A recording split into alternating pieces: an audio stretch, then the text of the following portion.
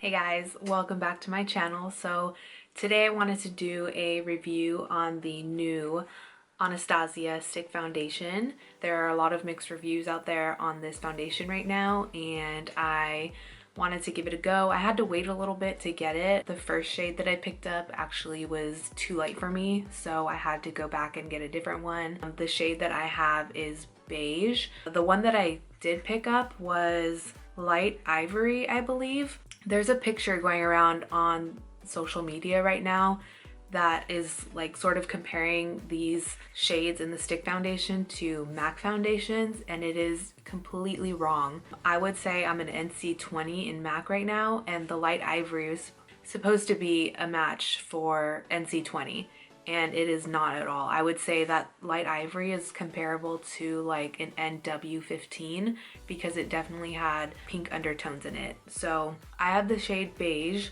That's what I'm wearing now. I would say it's a lot closer to NC20. It's still a little bit light, but I can warm it up with some powder or some bronzer, and that's what I did today. But as we get into the colder months and the sun starts to go away, it'll match perfectly. So this is what the foundation looks like. You guys, I'm sure, have seen it online already. And it just twists up. It's got some nice rose gold packaging. So this is what the shade Beige looks like.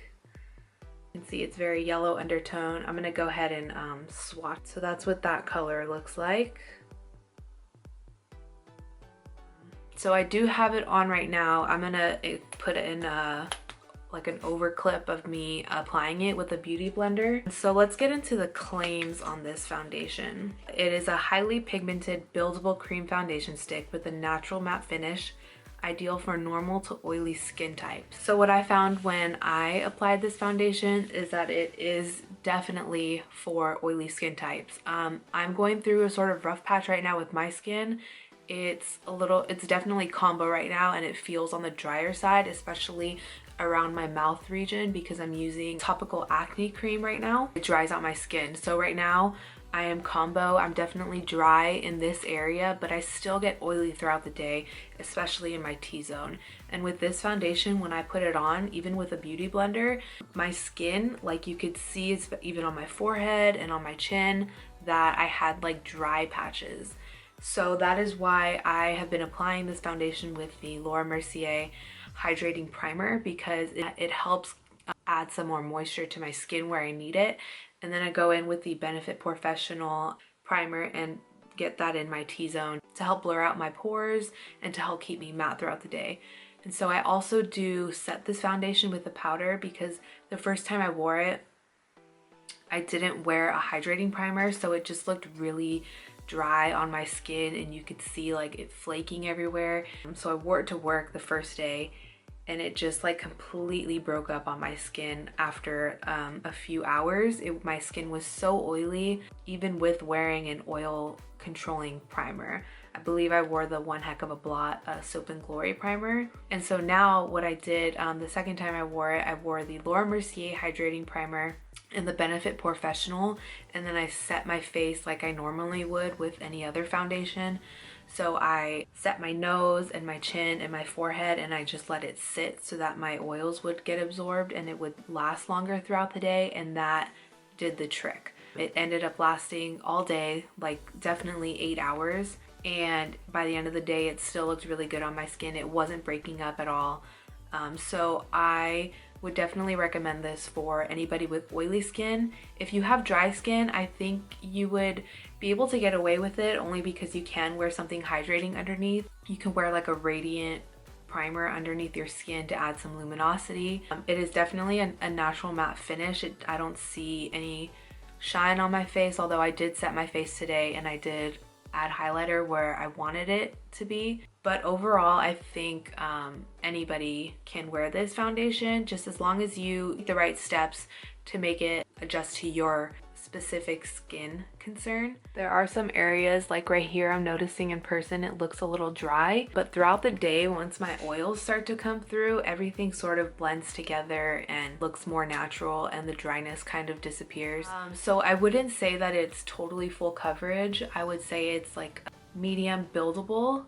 Like right here I just have this like really stubborn area where I have acne scars, and Nothing so far covers it. I did build this up and it's covered pretty well, but it's not full coverage by any means. I would say it's definitely a medium buildable coverage. So if you are somebody that has a lot of skin concerns and you have a lot of acne scars, I wouldn't consider this a high coverage at all. It's not going to cover everything up, but it does look very natural on the skin. It looks very skin-like, which Norvina is what she was going for with this foundation. She didn't want it to be mask-like at all, and I think she nailed it. The shade range, there are a lot of colors, so you're gonna be able to find your shade in this foundation. She also did a really great job with that. Hands off to her, because she really made sure that everybody was gonna be able to find a shade. Unfortunately, there is that photo going around on social media, and I just think it's not a good representation of what the colors are like.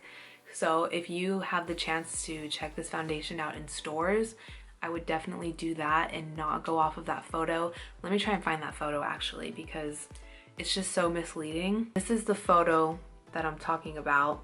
So there's like a bunch of references to the MAC shades that are comparable in this stick foundation, and I would say that it's not 100% accurate, because on here the shade Warm Ivory is labeled as an NC20, and Warm Ivory in person definitely has more pink tones to it, even though it does fall under the warm category in the color wheel for this stick foundation.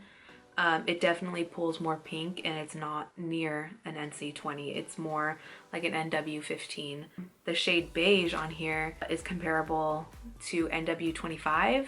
I would say that that's not accurate either. It definitely has more warm undertones and there's yellow in it. So I wouldn't compare that to NW25. It's definitely not that dark.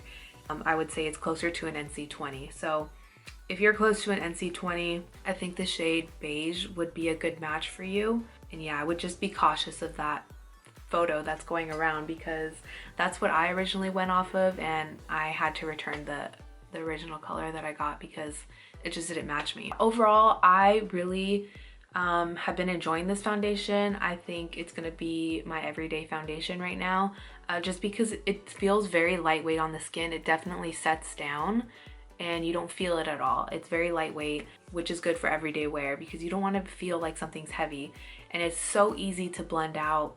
It really takes like no time at all, especially like when you're getting ready in the morning and you're in a rush, because it looks so natural and it blends out so easy.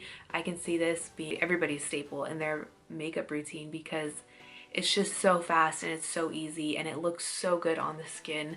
It doesn't look heavy at all. So go into store and check out the color range that they have and see if you can get your hands on it. I think the price point is definitely another good thing about this foundation. It's $25 for that stick. You get 0.35 ounces, so good value for your money. It looks great on the skin, and if you are interested in it, I think why not? Like, you're not going to be out that much money if you don't like it.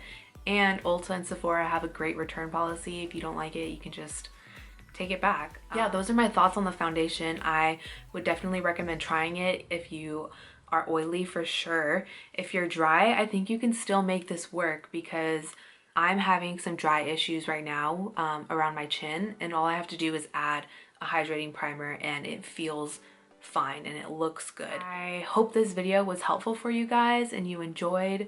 If you did like it, give the video a thumbs up and comment anything down below, any video suggestions that you guys might want to see, and I will talk to you guys in the next video. Bye!